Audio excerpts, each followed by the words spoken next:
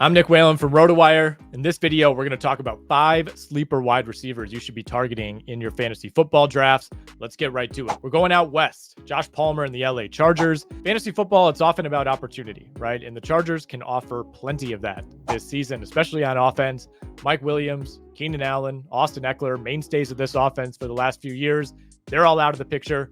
Quentin Johnston, their first-round pick from last year, he's careening toward the Jalen Reagor zone. It's not looking good right now. This leaves Josh Palmer as a very realistic number 1 receiver in a Justin Herbert-led offense. And even if it's a run-based offense, even if Jim Harbaugh puts his footprint on it, even if the Chargers end up being boring, to me, it's still Justin Herbert. And look, maybe I'm too high on Herbert's ability, but I'm not letting a new system and a new coaching staff scare me away from the Chargers passing game completely. I still think Justin Herbert is one of the 7 or 8 best quarterbacks in the NFL. As is the case with most receivers on this list, you don't have to invest a whole lot if you want Josh Palmer. If it doesn't work out, it's not going to kill your team. Palmer's the wide receiver 55 right now. He's widely available in the 120s and the 130s in a lot of drafts. I'm fine taking an upside shot on his teammate Ladd McConkey as well, but if you're making me pick between the two, I think I'd rather have Palmer 2.5, 3 rounds later. I think he has a better chance to meet or exceed his ADP than McConkey does in year 1.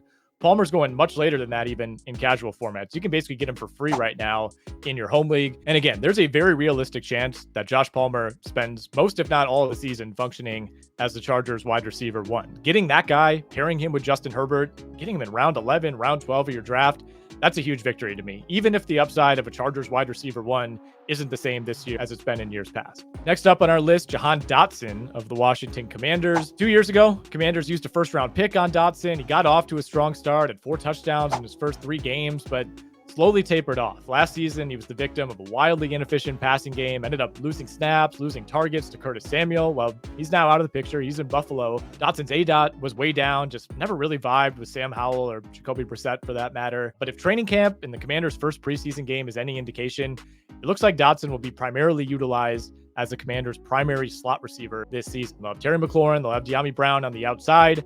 That means more full-time snaps for Jahan Dotson. That move to the slot could be a huge boost for Jahan Dotson's fantasy value. Cliff Kingsbury, new OC in Washington, he loves his slot receivers. The Cardinals ranked 2nd in the NFL in slot receiver volume, while Cliff Kingsbury was their head coach from 2019 to 2022. The other thing I like about Dotson, despite all the inconsistency, despite the relatively low target volume, he always finds the end zone. 13% of his total NFL catches have resulted in a score. 7 of his 11 career touchdowns have come in the red zone.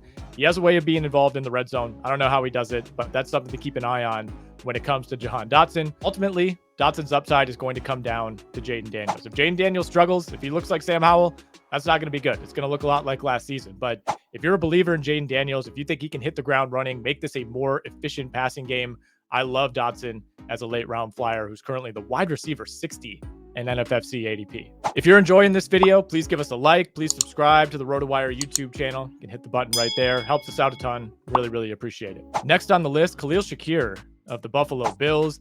Buffalo essentially has an entirely new wide receiver room this season outside of Khalil Shakir, who was extremely efficient last season, caught 39 of 45 targets for over 600 yards, led the NFL in yards per target at 13.6, and didn't really see a real, starting caliber snap share until midway through the season. Coincidentally, Khalil Shakir took off when Stephon Diggs started to tank his season down the stretch. From week 8 through the 2 playoff games for Buffalo, so we're talking a 12-game sample, Khalil Shakir put up 41 catches for 611 yards and 3 touchdowns. That included 3 games where he gave you virtually nothing, but keep in mind, Diggs and Gabe Davis, they were still on the roster during that stretch. Obviously, that's no longer the case. Over a 17-game sample, that essentially prorates to about 870 yards for Khalil Shakir. He won't be as efficient, chances are, with his targets this season, but by default, you should see a hell of a lot more volume. Diggs and Davis accounted for 241 targets in this offense last season.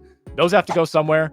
Yeah, they brought in Keon Coleman. Yeah, they brought in Curtis Samuel. They'll be in the mix. They'll take some of those, but I'm not really enthused with the rest of the options here. They brought in some veterans and Mac Hollins and Marquez Valdez-Scantling. They'll have roles, but primarily depth roles for the Bills. Chances are, Shakir, he's not going to profile as a dominant wide receiver 1 type, but he has the experience. He has the trust advantage with Josh Allen and what's otherwise a completely wide open wide receiver room. Long term, the hope is that Keon Coleman becomes the guy in Buffalo, but for this 2024 season, Khalil Shakir, to me, should be the first Bills receiver off the board. Next up, Jaxon Smith-Njigba of the Seattle Seahawks. You've heard me talk about JSN in other videos. You know I'm all in on him as a post-type breakout in year 2. He was solidly the third option last year. Metcalf, Lockett, they stayed mostly healthy, missed only one game combined. Not sure we can really count on that again. I think this is the year we see Smith-Njigba completely overtake Tyler Lockett, assert himself as the wide receiver 2 in Seattle, and maybe even push DK Metcalf for that wide receiver 1 designation. Lockett, he's 31 this season. That cliff, if it hasn't already started coming, it's probably coming this year. And DK, solid wide receiver 1, but we kind of know what his ceiling is at this point. We know what his role is in that offense. Seattle invested first-round draft capital in Smith-Njigba 2 drafts ago. They got a new OC in Ryan Grubb, should be able to unlock Smith-Njigba in some new ways. There've already been reports that they'll use JSN more in 12 personnel. That's a great sign. Saw that borne out already in a limited sample in the preseason opener. Seattle, by the way, I know it's the preseason opener, but they ran 79 plays in that first preseason game. I don't want to overreact, but we've heard they want to play faster. We saw that already in the preseason. This was a team that was dead last in offensive pace last season. They were dead last in number of plays run. More volume, more pace for this offense. That helps Smith-Njigba. I'm expecting big things from this offense. I think it's going to look different than it did under Pete Carroll with this new coaching staff. And I think Jaxon Smith-Njigba will play a major role in that from day one. This is a guy who finished last year as the wide receiver 48 in PPR, but from week 7 onward, he was a wide receiver 35. He was being drafted last year as the wide receiver 39 over at Fantasy Pros. Right now, coming off the board as the wide receiver 40. You might see him as late as the wide receiver 43 on some sites. So to me, that tells me you're basically getting him at his rookie year cost, but I think Jaxon Smith-Njigba is in a much better situation to succeed in year 2. Finally, this brings us to our last wide receiver on the list. We're staying in the NFC West. Michael Wilson of the Arizona Cardinals, 3rd-round pick out of Stanford 2 years ago. Showed some flashes as a rookie last season. Finished the year with 10 catches for 130 yards and a score over the final 2 games of the regular season. It was a little too late for fantasy managers, but counts all the same. In terms of the advanced numbers, Wilson ranked top 10 in average depth of target among receivers who ran at least 400 routes last season. As you'd guess, that resulted in borderline elite yards per target numbers as well. Now, Wilson did not have a high target rate. That's the concern here. He was targeted on just 14.4% of his routes run last season. That is very low, especially considering the relative lack of target competition in Arizona last season.